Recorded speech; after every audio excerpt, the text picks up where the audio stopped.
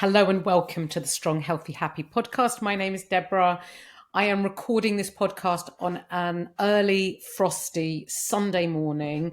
I've just had the blow heater on my feet, but I've had to turn it off so that you don't hear the blowing of my blow heater in the background of this podcast.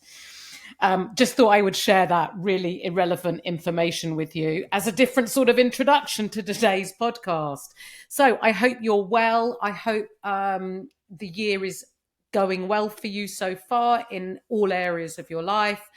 And today's episode is really an impromptu episode. And usually when I record my podcast, I write, some notes. I think about what I'm going to say, how I'm going to say it, check some of my facts, make sure that what I'm saying is correct and evidence to support it. But today is a bit of an impromptu podcast because it's come about as a conversation I had with somebody recently. And it really got me thinking because I hear comments like this all the time, and perhaps you're guilty of saying things like this. But if I first of all set the tone, the title of this podcast, which you probably already know because you've got the podcast up and you're listening to it.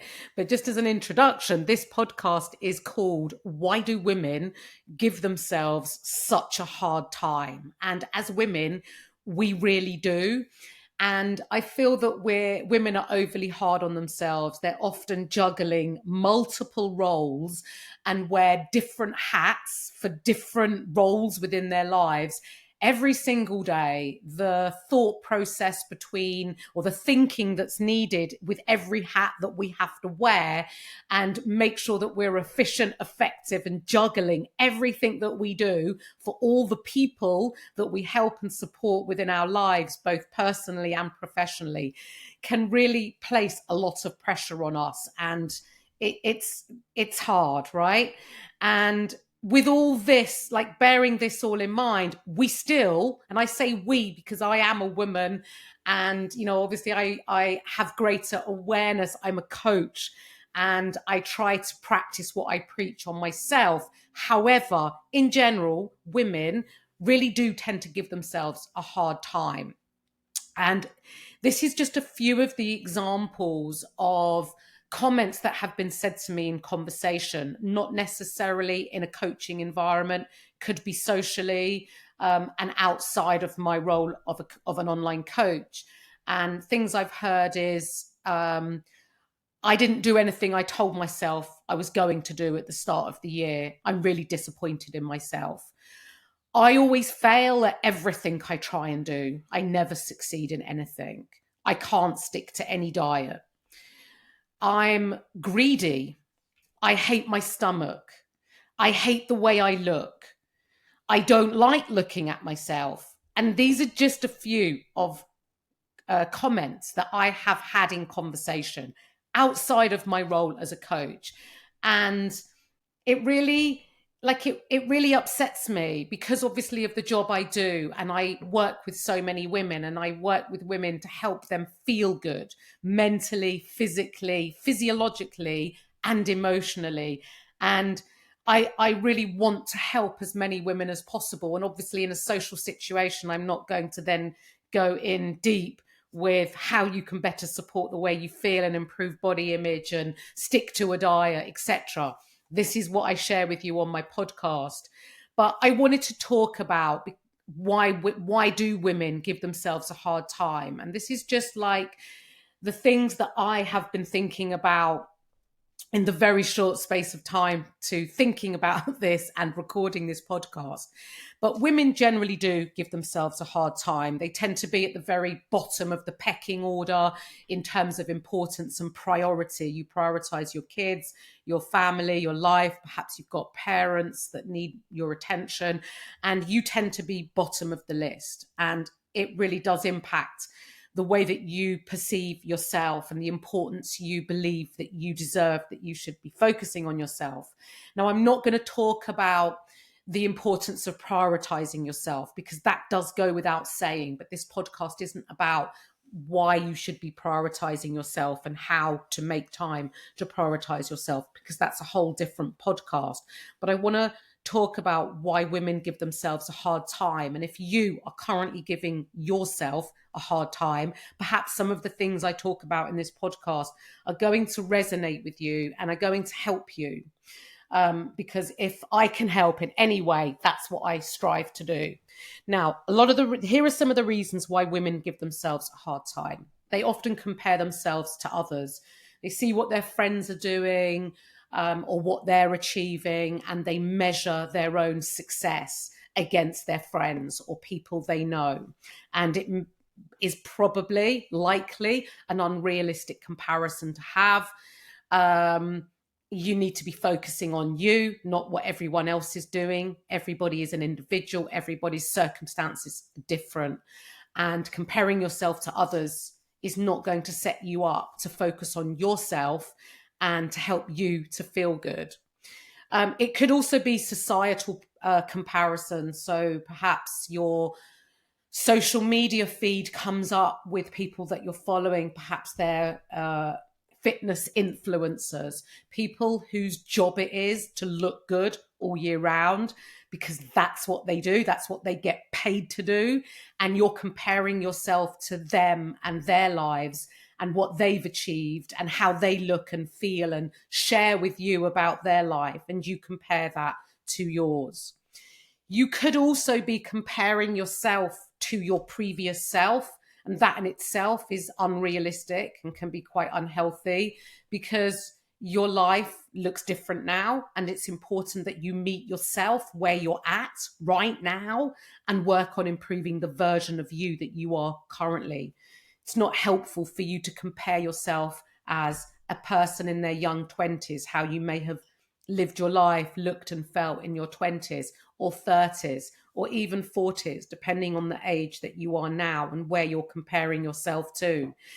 Often we remember what we weighed on our wedding day or the size we were or a particular event and occasion. And you comparing yourself back then is really not helpful to where you are now. So it's important to meet yourself where you are now and think about how you can take those steps to move forwards. I touched on social media and fitness influencers and the unrealistic comparisons that you may compare to others. And it is about curating your environment. I'm going to come on to this a little bit later in the podcast, but it's important to curate your environment. What do you expose yourself to? And is what you're exposing yourself to making you feel good? Because as you know, if you're a regular listener to this podcast, and if this is your first podcast listening, a huge welcome. Thank you for joining me. But I am a really big believer in feeling good, and my coaching is all based around helping women feel good. The weight loss, the strength, the toning, and all this type of thing will come about when you feel good. Taking care of your health is a privilege. It's something we get to do, not something we have to do. So curating your environment and making sure that what you're exposing yourself to makes you feel good. Now, what are the expectations you hold yourself to? Because some of the time that we don't feel good about ourselves or we're hard on ourselves is because we set really high expectations of ourselves. And don't get me wrong, it's good to have some expectations of ourselves and to want to be healthier, fitter, stronger, happier, whatever versions of ourselves.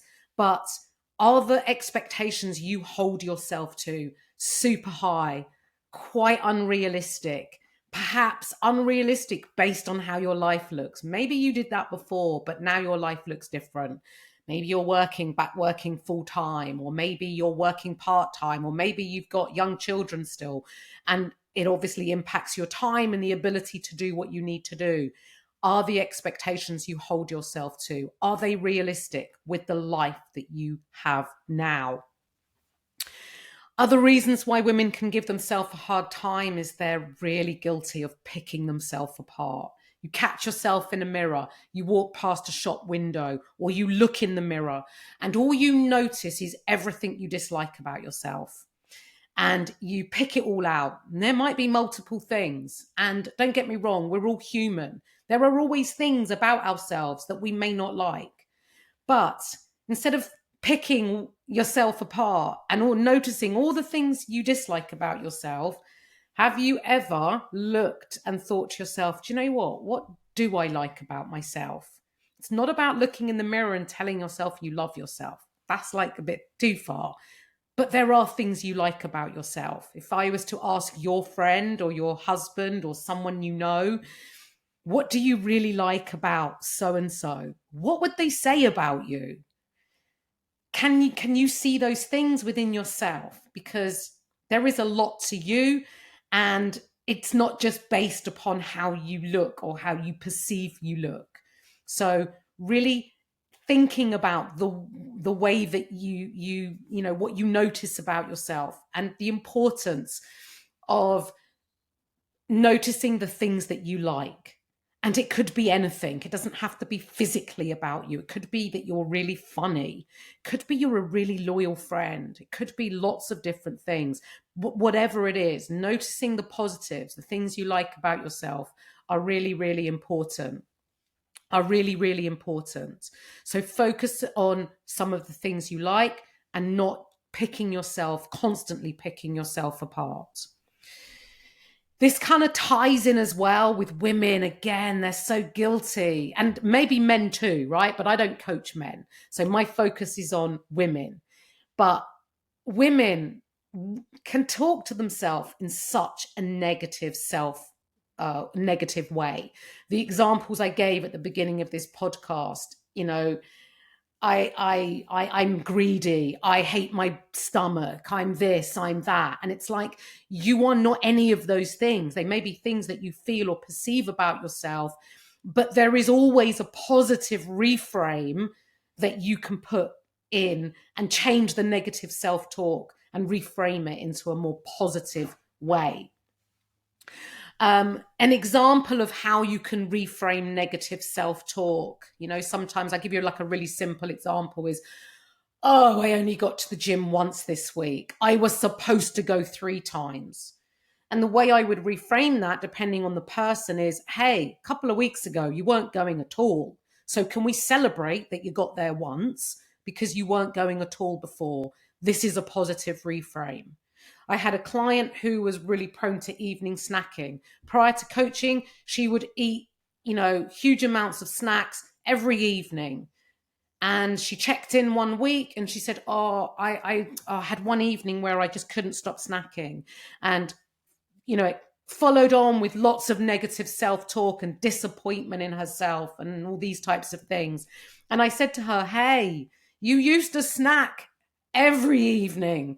You only snacked once. This is a celebration. This is a positive. You are making progress. So in any negative situation, you have to look for the positive. It's a bit like the old expression, you know, every cloud has a silver lining. And this is the way I want you to think about yourself and the way that you speak to yourself. Would you speak to a friend or a child or your child in the same way that you sometimes speak to yourself? You have to speak to yourself in the same way. Self-kindness, self-compassion, it goes a really long way. And if you think about, like with kids, when you shout and scream at them or tell them off, right, they do something. And I know this with my own kids, right? You shout and scream. I used to shout at my kids, right? You know, I have 3, and when they were young, they were all young, very young together at the same time. I had my hands full, and you get frustrated, and you get angry at times. And my kids would not even respond to me shouting because they were so used to it. What I needed to do, what I should have done, what I needed to take a breath and do was actually look at what the situation was and start to talk, look at the positives, talk to them, not just react. And this is a very negative way. It's a really, really bad example because it's not relative to you and perhaps your life now. And what I'm trying to say is always reframe any negative self-talk in no matter what way that you do it. Find that silver lining, find that positive. The other reason why women can be really hard on themselves is they base so much importance on what they weigh. They base the way that they feel on the number on the scale. They base their happiness and how they show up for themselves in a day or the rest of the week based on that scale weight. And like, scale weight is just one measure of your progress if weight loss is your goal. There are so many other measures of progress, and weight loss is not like the scale weight, and losing weight is not going to magically solve all your problems. Now, don't get me wrong, I'm a women's health and weight loss coach. I help women lose weight, but alongside losing weight, we want to create healthier habits, a positive lifestyle, a more impactful lifestyle, a happier sense of relationship with yourself and your body and the way that you do things. And just losing weight on its own is not going to magically change those things, how you feel and think and perceive yourself, support a more positive, better body image. I am going off on a tirade, but you know what I'm saying is, yes, weight loss is important, but if you base everything on that scales, you end up really giving yourself that negative self-talk, being really hard on yourself and getting stuck in quite a rut and thinking that you fail at everything you do, when in fact it's not about you failing. There are many reasons why scale weight can fluctuate, and understanding it and having that education and that knowledge behind it. And I have done a whole podcast on this. It's one of my earlier podcasts. Go take a look at it if scale weight does send you off the rails. But it's really important to build a better relationship with yourself, to support the way that you feel, because this will then impact the way that you look at yourself, your body image, and have it in a much, much better place. Now, just some notes on like what you can do to reduce all this, to reduce being so hard on yourself. Some I've already shared with you as I've listed out some of the typical reasons, and there may be others that I've missed off. And by all means, let me know what they are and if you need any help. But please stop comparing yourself to others. Like, what your friend's doing, maybe she's doing a diet. Oh, you need to do the same diet as me, I'm losing loads of weight. Like, great, well done for your friend, but it may not be the right approach to you. Sometimes doing things your friends do or comparing yourself to what your friend's doing can really be detrimental to you. And you just need to focus on you. You are an individual. Your life looks different. Your preferences are different. How you want to eat, live, do things, they're different. And to try and keep comparing yourself to your friends, the outcome, what they look like, their bodies are different, their histories are different. There are so many considerations. Focus on you, not everybody else. You can't even, and just to sort of expand on that, you want to focus on you where you are right now, not where you were in your 20s or you're in your teens or in your 30s or you're even your 40s, depending the age of where you are listening to this podcast. You have to meet yourself where you are right now. Where are you now? What does your life look like? What is your starting point? Where are you at? If you're not moving at all, let's start incorporating some steps. Let's do things in a way that supports and meets you where you're at, and then slowly takes you to where you want to be. And you comparing yourself and doing what other people are doing may not be the right place for you to start. It may not be the right thing at all. So you can't even compare yourself to your previous self, let alone to other people. So focus on you and your start point, where you are now, not where you were 20 years ago, where you are now. And you will then make small steps and small steps towards where it is that you want to be. And this will help you feel good. It also ties in with setting those realistic expectations, not having these overly high standards of yourself that you never seem to reach because they're unrealistic, not because you can't do them. Just your life doesn't lend itself to doing or achieving those really super high expectations you're placing on yourself. And then you give yourself a hard time and wonder why you're giving yourself a hard time. It's because it was unrealistic. So focus on you and where you are now. It's really important to focus on your actions and not the outcome. Now, what does that mean? Focusing on the actions are the little things you do every day that support the way that you want to feel. And I want you feeling good. So, what are those actions? What are those things?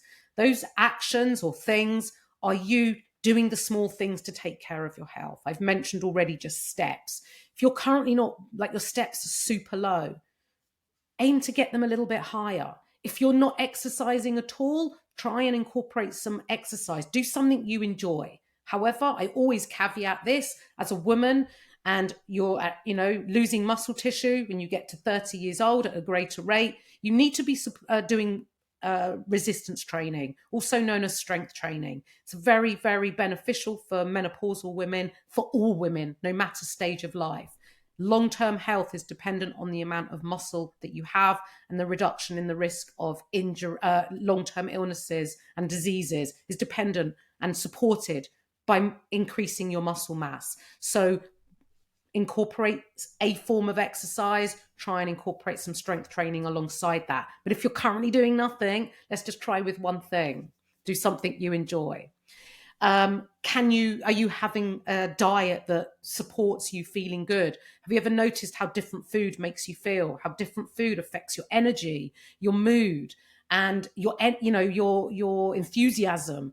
Food really does have an impact, and the more whole food you can eat, the more energetic and well you will feel within yourself. Obviously, and I'm a big believer, everything in moderation. Always, I have like this 80-20. 80% you want to be having those whole food choices, high protein, loads of veg, fruit.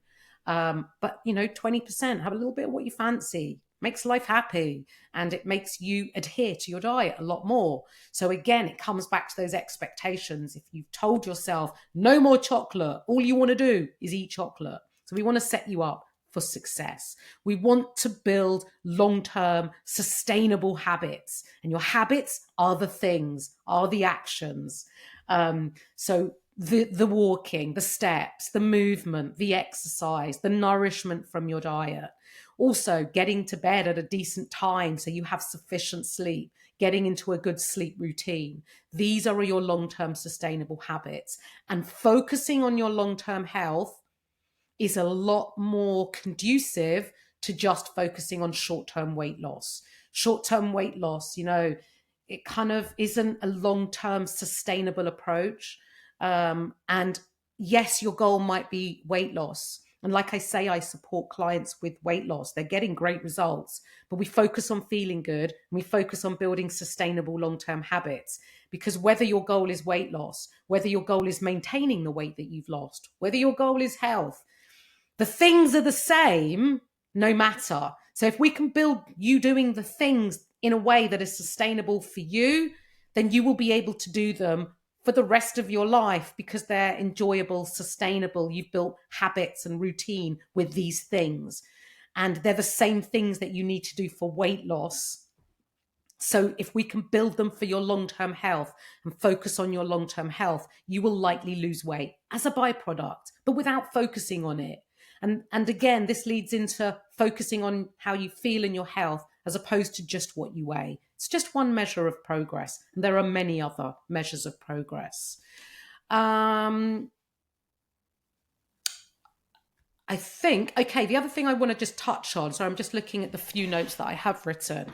I've talked about your actions, I've talked about the things and building those long-term habits. I want to talk about supporting body image because as women, and again, this probably applies, I'm sure it applies to men, but I'm a women's health coach, so let's just keep it women-based.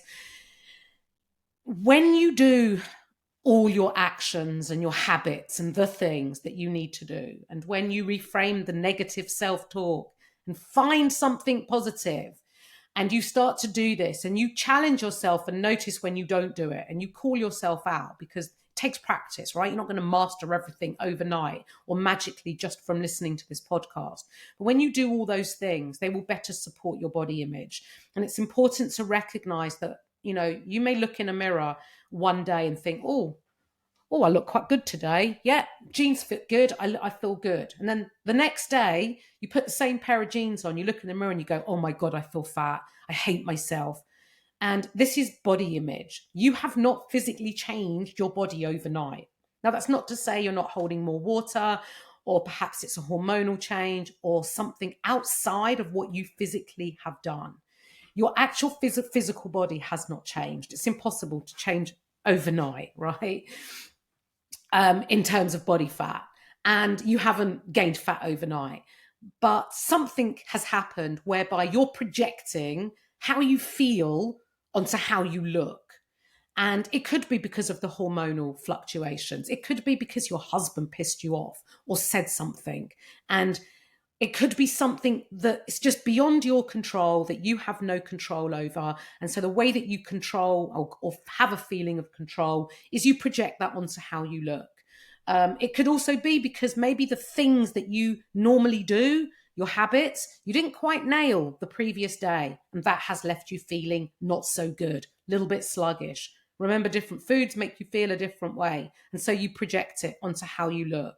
It's not necessarily that your body has physiologically changed overnight. You cannot gain body fat overnight. So supporting a positive body image really does help. Curating your environment. I talked about societal pressures and how we look at all these fit influencers and people that spend their life their whole income is based on how they look, and you're looking at these people, comparing yourself to them. Their life looks different, their priorities might look different, they may not have kids, they may not, everyone's life is different. Create your environment. You want what you expose yourself to make you feel good. Maybe you have a friend who really, every time you see her post, they trigger you. Mute her or him, mute it. Think about what you're exposing yourself to. Who are you following? Are they making you feel good? Is your social media feed varied, not just with fitness influencers and fit people that just make you feel inadequate all the time? Have you got a mixture of people that you are following or influencers that you are following? Influencers that are talking about mindset, mental health, not just physical health, a real mixture, different bodies. Again, is mixing up what you're exposing yourself to, and is you curating your environment to a more positive way that you feel about yourself and talk to yourself, and then therefore will be less hard on yourself.